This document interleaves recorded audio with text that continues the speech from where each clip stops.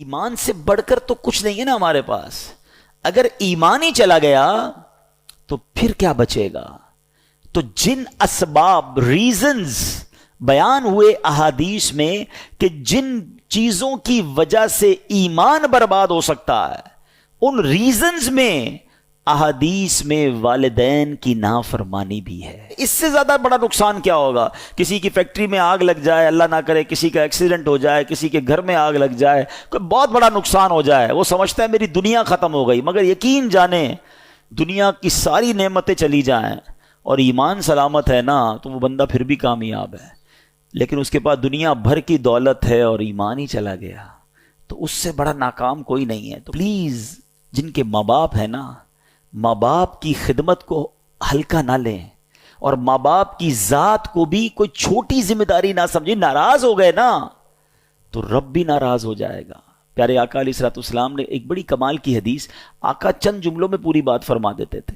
آقا فرماتے، حدیث پاک کا مضمون ہے، ماں باپ ہی تیری جنت ہے، ماں باپ ہی تیری دوزخ ہے. ایک ہی لائن ہے مگر اس لائن میں پورا فلسفہ بیان کر دیا.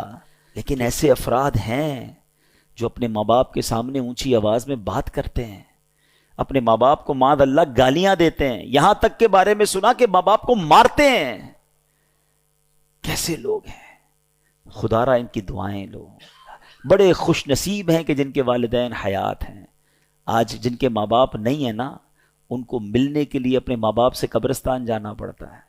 کبھی کبھی گوٹ اٹک جاتی ہے نا، کوئی کام اٹک جاتا ہے تو آپ کیا کرتے ہیں؟ جن کی ماں ہوتی ہے ماں کے پاس چلے جاتے ہیں، ماں پھنس گیا ہوں دعا کر دو، ہیں ابو پریشان ہوں دعا کر دو.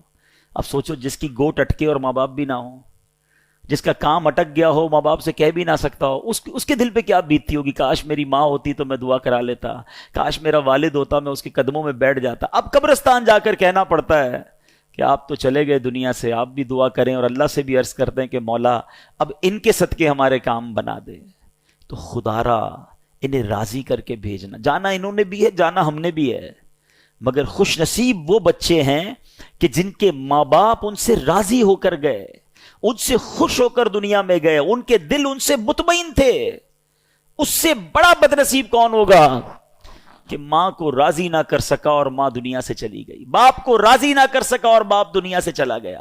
وہ حدیث تو کتنی بار سنی ہے نا، ہر رمضان میں ہی سنتے ہوں گے کہ آقا علیہ الصلوۃ والسلام نے جو منبر پر آمین فرمایا تھا، اور کیا فرمایا تھا کہ ہلاک ہو جائے وہ شخص کہ جس کے ماں باپ، دعا تھی حضرت جبرائیل کی کہ جو اپنے ماں باپ کو بڑھاپے میں پائے اور ان کی ایسی خدمت نہ کر سکے کہ وہ مغفرت والا ہو جائے، جنت میں چلا جائے، تو وہ ہلاک ہو جائے. اور آقا نے اس پر آمین کہا تھا. تو ماں باپ جس کے پاس ہے نا، یہ جنت کا ٹکٹ ہے، اور یہ ٹکٹ حاصل کرنا ہے، اللہ کو راضی کرنا ہے، ورنہ مارے جائیں گے.